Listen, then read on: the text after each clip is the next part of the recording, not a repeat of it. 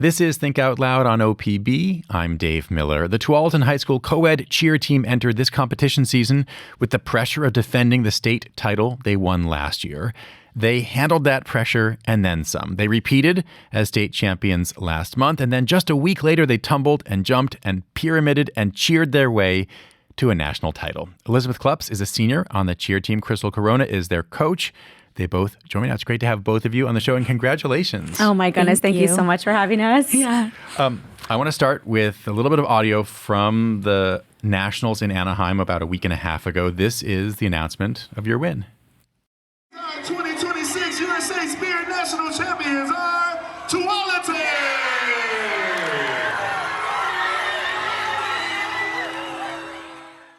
Elizabeth, can you describe that moment, the moment you heard you'd won Nationals? It was surreal. It was awesome. We had been working towards defending our state title, and it was just the cherry on top. It was amazing. It does make me wonder how a cheer team that's sort of known for being exuberant and celebratory celebrates something like a win like that. We went to Disney the next day, okay. so that's kind of how we celebrated. You go to Disneyland. Yeah. Crystal, can you describe what a cheer competition is like for people who haven't seen videos or haven't been there? Yeah, absolutely. So you get 2 minutes and 30 seconds to basically showcase all of your best skills in sync and to music. Some part is to music, some is just cheering like you would see on the sidelines. And then we have score sheets that we get judged on. We get judged on our difficulty, so how hard of skills we do, and then our execution, so how well we did the skills that we did. And then deductions get taken out after. So if you have any safety deductions or any stump falls or any tumbling faults, and then the teams get placed, first, second, third, based off of the final score.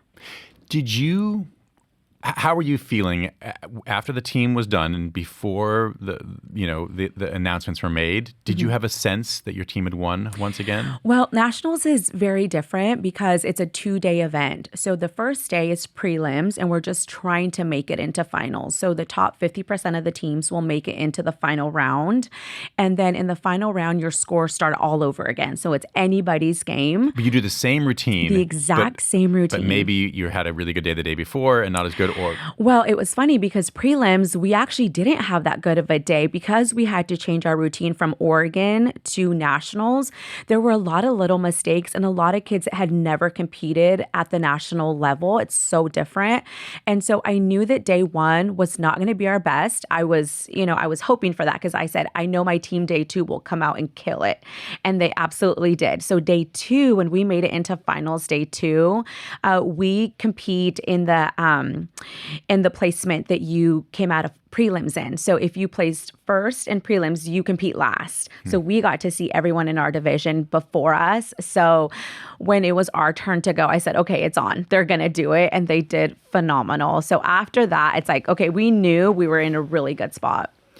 Elizabeth, can you describe the routine that you and the team did?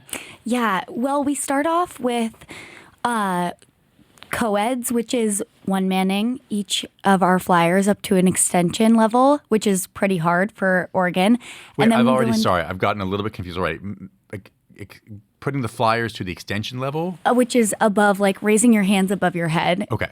Standing on a boy's hands, which we start off with 7 of those, or six of those. And then we go into our standing tucks, which is just a standing tuck. I'm sure you know what that is. Like a backflip? Yeah, a backflip. And then we go into our jumps, which is just like a toe touch and where you're like touching your toes, and then a split jump, I guess you could call it. Are you one of the people who's thrown high in the air? Yeah, I am. You are. What does that feel like? Well, I've done it for so long now that it's just natural at this point. Like I understand like how to fall if I'm going to fall, like keeping your arms tight and things like that so you don't hit everybody. It's a really surreal moment on the national level, though, because there's so many lights and there's so many more people watching us compared to state and our Oregon competitions. You're a senior. Correct. How would you describe your role on the team, separate from being all the physical stuff you do, being thrown up and all these amazing things, but socially or in terms of leadership, what do you see as your role? I would say it's more I lead the team by like coming early to practice, and we do a leaderboard before. So we write on things and put our goals for the day, which is really good. We read our champion book, which we've started reading. That was really important throughout the season, where we would read a book about how to be a champion. And I think that was one of the best ways to like lead, was by leading for them, doing things for my team, which I think was being a servant leader. But that's, I feel, the best way I led. What is the time commitment for being on the cheer team? How much time do you spend practicing? On Mondays and Thursdays, it's 1 hour. And then Tuesdays and Wednesdays, it's 2 hours. 2.5 hours? 2.5 hours. And then Fridays, during our competition season, we have run through. And then Saturdays, it's all day. So it's a lot. Wow. It's awesome, though. It's the best thing ever. What makes it the best thing ever? Personally, I think for me, it's just the family that comes with it. I have gained so much confidence in myself and in everybody else, and I've made lifelong friendships, and I've learned so many valuable lessons from my coach and my teammates and things like that. And I've learned how to lead and how to be, I feel, a better person overall. Crystal, you're nodding there. You've been with Elizabeth and other seniors for their whole time in high school. Yeah. What's it like to watch your students grow and mature over the course of 4 years? Yeah, I was actually just thinking about this yesterday because it's very bittersweet. I got them as little fiery freshmen. I always called them. I knew that the senior class was going to be really special because... Wait, 4 years ago, you knew that Elizabeth and her then freshman classmates were going to be special. Yes. What did you see in them? There's just something that you can't explain when you get a class that comes in and they just have bigger goals, bigger ambitions, bigger visions than even you do.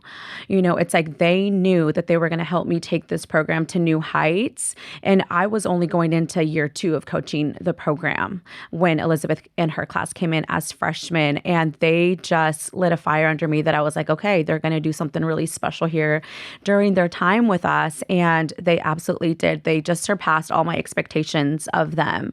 The goal always was to bring back a state title to Tualatin. We never thought that in 4 years we were going to win 3 national championships and 2 state titles. It's like that stuff you can't really plan for. So I always knew. It's fascinating. And had you ever, as a coach did you do cheer yourself? I did. Had you gotten to those heights on the teams you'd been a part of? So I actually competed my whole high school career in Oregon as well at North Marion High School. And my team was very competitive and we always took second place all the time. And then when I started at Tualatin, it was the same thing. It was like second place, second place, second place. So I was like, I think I'm just cursed. I think it's me. Until finally last year we were able to win it. And then again this year. But at States. State. But you won nationals. Am I right? That Elizabeth's freshman year, the team won nationals. Freshman and sophomore year. And sophomore. Sorry. Yeah. Three national titles in 4 years. But Crystal, to me, it's actually...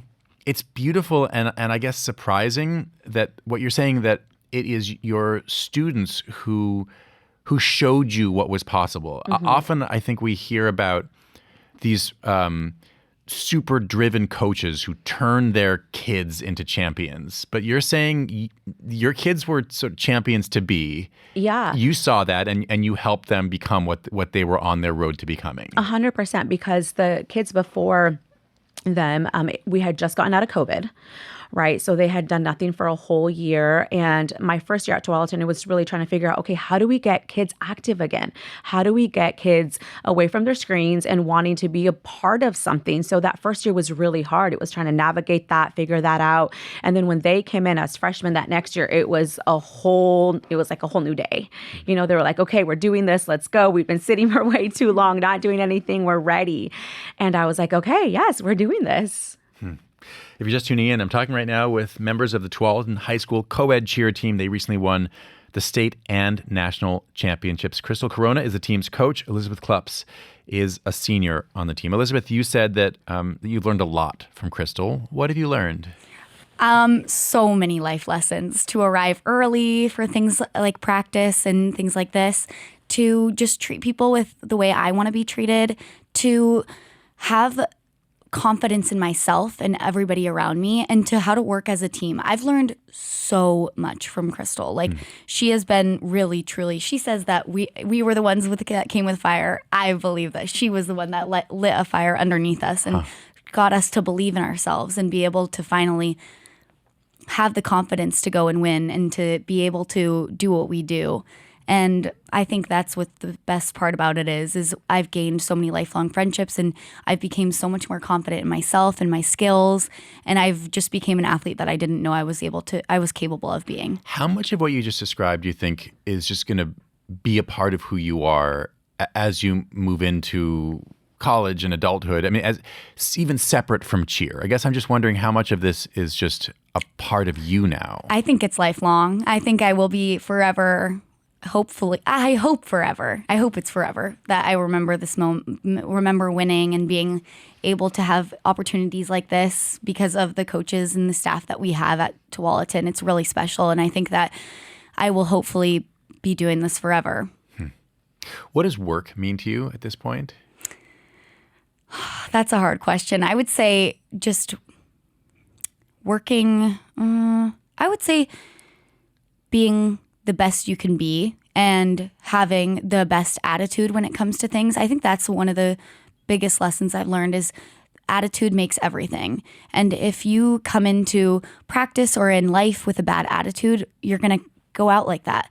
And I think that's the best thing I've learned from Crystal is commitment and attitude it takes. She's never came in with a sour face or things like that, because then it would bring us down at practice. And I think going into a workforce or going into college next year, I want to come in with a great attitude with it to hopefully then have it come out as a positive outlook and have it come out with a positive mindset. Crystal, are you prepared to say goodbye to your seniors? Oh my gosh, no. I wasn't even prepared when the season started. We start every year with the senior retreat. I take them on a senior retreat and we go through, what it means to be a servant leader. And in that moment, I was like, I'm just not ready for this. There's going to be so many first of things this season. And even then, so this year really just taught me to just hold on to every single day, even the hard days, the days where these kids are like my own kids. So there was times where I was like, oh my gosh, these kids.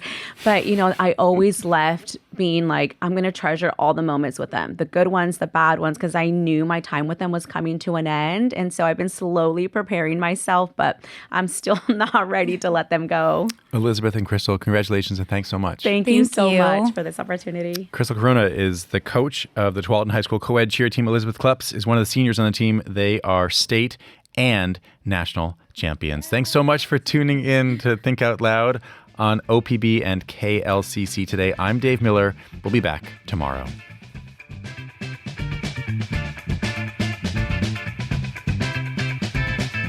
Think Out Loud is supported by Stephen Jan Oliva, the Rose E. Tucker Charitable Trust, Ray and Marilyn Johnson, the Susan Hammer Fund of Oregon Community Foundation, and Lang Svengard Family Fund.